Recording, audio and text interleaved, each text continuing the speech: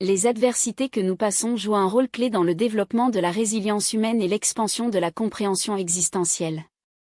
Grâce à la souffrance, une perspective plus profonde sur les valeurs essentielles de la vie est acquise. La santé, précédemment considérée comme certaine, s'avère être un bien précieux lorsqu'il est menacé. La solitude, à son tour, souligne l'importance des liens affectifs et de la vie avec des êtres chers.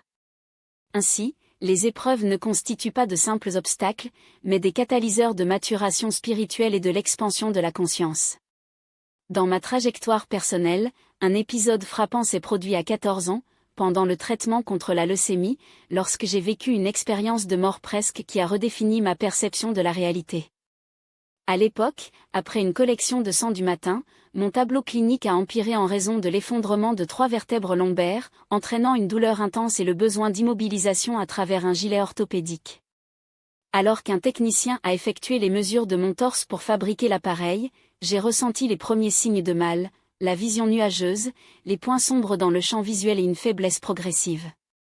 Humour pour atteindre le véhicule de mon père, qui parlait à mon jeune frère des affaires quotidiennes, j'étais en avance sur le camion, dont l'accès était verrouillé. Alors que je m'assois sur le bord du pare-choc, incurvé sur mes cuisses à la recherche de soulagement, ma vision a réduit à un tunnel sombre. Dans un dernier effort, j'ai averti mon père, puis à environ 40 mètres de là, sur les évanouissements imminents. Avant de pouvoir compléter la phrase, l'obscurité m'a été complètement prise sur moi. Ce qui a suivi a été une transition brusque vers un état de conscience distinct, caractérisé par l'or et l'argent, le fluide et la luminosité environnante qui transcendent la simple perception visuelle. Cette lumière rayonnait d'un sentiment d'amour inconditionnel, de paix profonde et de joie pure, comme s'il s'agissait d'une essence vivante qui m'a imprégné sans distinction entre soi et l'environnement.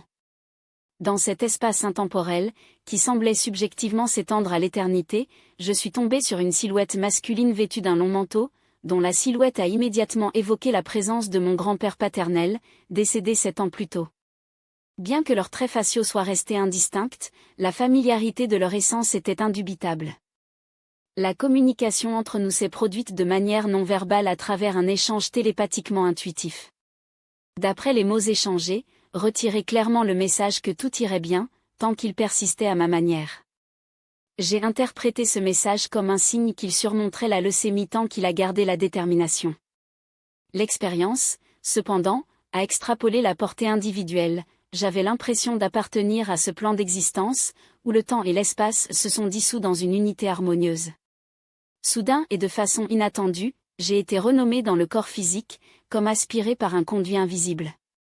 Le retour à la conscience ordinaire a été marqué par le fait que mon père était si anxieux, qui, aux côtés d'un passant qui avait été témoin de ma chute, a tenté d'évaluer mon état. Incapable de se déplacer initialement, je ne pouvais répondre verbalement, confirmant que j'ai entendu sa voix, bien que la capacité du moteur n'ait été que progressivement restaurée après quelques minutes de picotement progressive.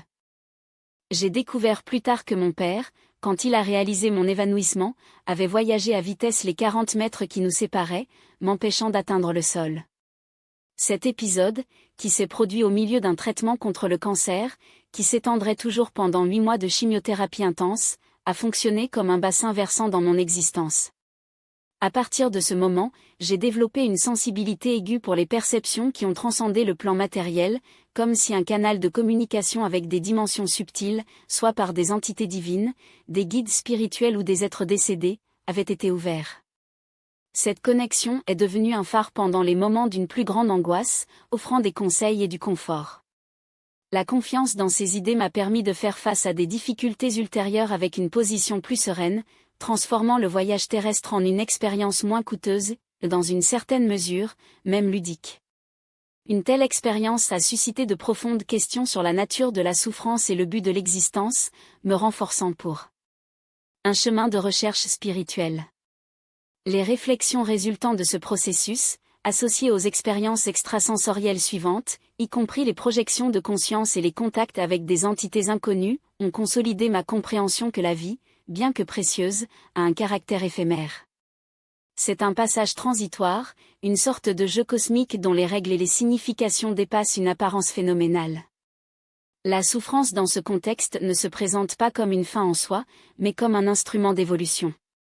Cette compréhension s'est avérée fondamentale pour le développement spirituel, pour la souffrance, lorsqu'il est transcendé, devient un catalyseur de croissance intérieure. Compte tenu de cette perspective, une question centrale émerge: comment rendre l'existence plus pleine de joie et d'amour?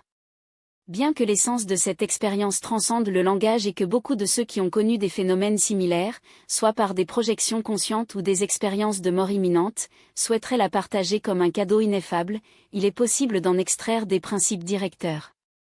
En ce sens, il est recommandé l'exercice conscient de rechercher la gratitude non seulement dans des circonstances favorables, mais aussi en période d'adversité.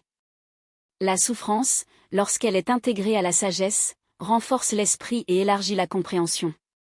Chaque épisode de maladie, par exemple, intensifie la valeur de la santé, chaque expérience de la solitude révèle l'importance de la communion avec les autres. Ainsi, les difficultés, bien qu'apparemment oppressives, fonctionnent comme des balises qui indiquent le chemin souhaité. En reconnaissant ce qui n'est pas recherché, il est décrit, en revanche, ce qui est vraiment destiné. Ce voyage est collectif, et même face à ceux qui font des actes nuisibles, il est possible de les cultiver avec amour. Bien que je ne m'identifie pas à des dogmes religieux, ma trajectoire m'a conduit à une spiritualité profonde, dans laquelle la maxime attribuée à Jésus résonne: un nouveau commandement vous donne, que vous vous aimez, tout comme je vous aimais.